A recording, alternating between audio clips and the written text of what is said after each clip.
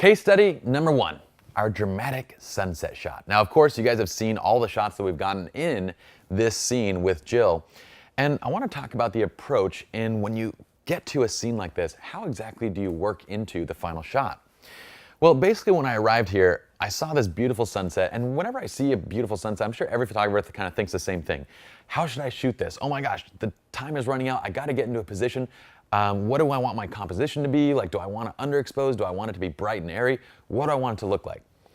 I find it really helps in these situations just to slow things down. And I'll even take moments, like when I'm shooting with clients, I'll take a moment, I'll just say, hey guys, give me 5 minutes. I just want to figure out how I want to shoot this shot, okay? And so during that 5 minutes, I'm just letting them kind of relax and talk amongst themselves and maybe with my lighting assistant while I kind of figure out exactly what I want to do.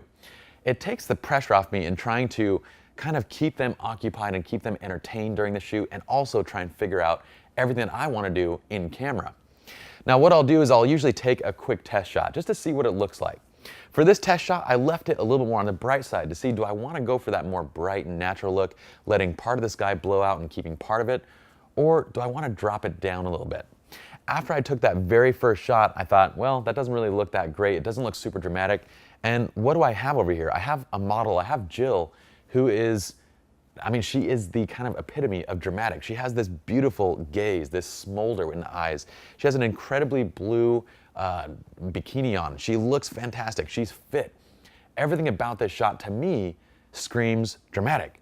So I thought, you know, the first step in that is going to be underexposure. I want to go with an underexposure. So what I do, I put a, I often do this. I'll put the gel onto my camera. So I basically put a gel onto the camera. On this one, I don't think I'm using the grid, but you could, or maybe not use the grid. It's up to you. It really depends on whether you're getting spill or not. If you're not getting any spill, then there's not any reason to use the grid. But what I did was basically underexpose, and right here we're essentially at, let's see, we're at 41 millimeters of focal length on the 24-70 Mark II. I'm at 1/200 of a second at f5.6 and ISO 100. The beautiful thing about shots like this, by the way, is that you don't need a neutral density filter. These are shots where, regardless of if it's bright or if it's sunset, you can run the aperture up, and you really kind of want that everything sharp kind of look. It looks fantastic. It looks great in this kind of scene because it's a clean scene. But if it weren't, if we wanted to blur out things, then we have to worry about that. But generally in this type of a scene, whether you're in the day or nighttime, you're not going to need an ND filter because you're running the aperture up anyway. So what did I do? I set it up, and I left my white balance at daylight. Okay, so this is basically daylight white balance. I think this is around, like, not quite daylight. It's like 4,800 Kelvin. But it's on the warm side. And I put the CTO gel on just to see, basically, what is this shot going to look like? And what I'm doing is I'm thinking in my head, I probably want to do the CTO, but I'm not sure yet. Let me just take my underexposed shot of the background first, and then let me take another shot with it dropped down. And right now I can see her skin tone is way too orange because the CTO is on already, but that's okay. I'm not too worried about that. This is just a test shot. After I get this, I think, you know what, I really love the underexposure. I think that's the right decision. But the thing is that the bikini doesn't really pop as much as I'd like it to. And also, the background's not as blue as I'd like it to. The water's not as blue. And if I can get that water and the background and the sky to kind of be that same poppy blue, it's going to have a really beautiful kind of harmonious effect in the overall image. And I want that. So what I do is drop the Kelvin. I drop it to, we're at 3,600 Kelvin right over here. And we get this beautiful blue. And my flash didn't recycle for this shot, so we end up getting just a pure silhouette. But that's great because then you can see exactly how dark it was. If I didn't add any additional light, she's literally blacked out. Okay, we can't see anything except for just her form. So once we have that configured, I have my gel on the camera, or on the flash. I set up my assistant off the left with a silver. Again, why the choice in a silver? Well, because once again, we want dramatic, right? We want a kind of harder and more specular light. I'm not too worried about it being a little bit more contrasty because we want a more dramatic image, and I want some highlights along her body to kind of show off her form, to show off her figure, and all the features that make her attractive and beautiful. So that light is kind of perfect for that because it gives me more of that edge. It shows more of that features and details versus a white that might be too soft and too wrapping to really accentuate those features. So we get this beautiful silver light. Now what do I have my assistant do? typically my assistant's just gonna hold this like this, right? And they're gonna hold it so it's kind of slightly top down because she's on her knees right now. So she's a little bit lower than where my assistant's standing. So they're holding it a little bit top down, so the light's coming from top and going down to her. And then they're gonna angle it kind of down and towards the ground.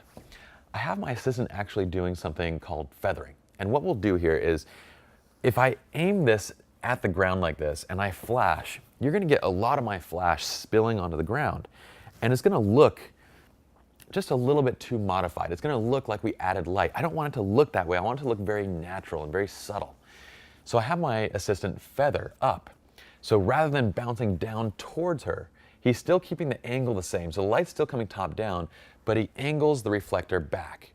And what that does is it allows the light to hit this and basically skim the surface of the ground, okay? So we're skimming the surface of the ground, covering more of Jill and less of the ground. So you can barely see a little shadow here coming off of her because the flash is very lightly skimming the ground, but most of it is on her, and the rest is just kind of going up and into the sky, and it's not affecting the image.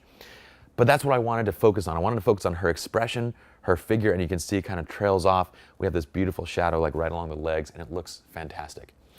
Otherwise, it ended up looking like this whole bottom area was lit with flash, and I feel like it'd really take away from the image. Again, these are small things, this little small bits of refinement that makes a huge impact on the actual image. So for the final gear, what are we using? I believe for this shot, I used my 58EX2. I'm totally down to use on-camera manual flashes. Manual flashes are fantastic, and they work totally fine. The only thing is that, notice how dark this shot is. It's extremely dark, right? And I kind of am always, in situations like this, I'm always thinking, well, if I pop a flash that has a really great recycle time onto the hot shoe, I'll just shoot manual and get a really great recycle time, especially in the newer flashes with that 1.5, 2 second recycle time, at least for the first 15, 20 shots. The problem is there's no AF assist. So without that autofocus assist, in a scene like this where she's just blacked out, it's very, very difficult to focus. And that's why using a full-featured flash, the Photex Metros Plus, a Nikon SB910, a 58EX2, or any other just full-featured flash is fantastic because it gives you that focus assist in dark situations where your subject is very dark.